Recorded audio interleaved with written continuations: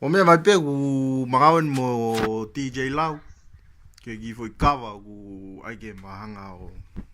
we kada foi cava na hanga tanga ta o fa có ví vào ai ví vào ai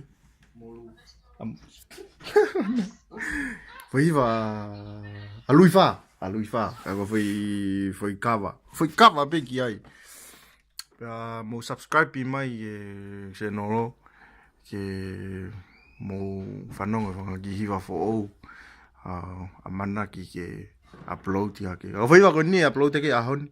ko wat pe ki foi temo mo ki me mai pe ki ai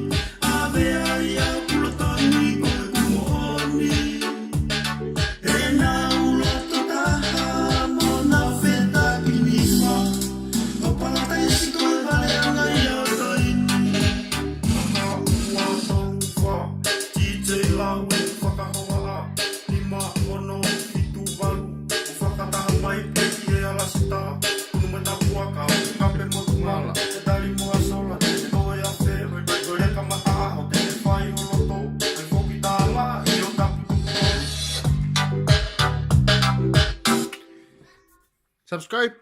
malo peace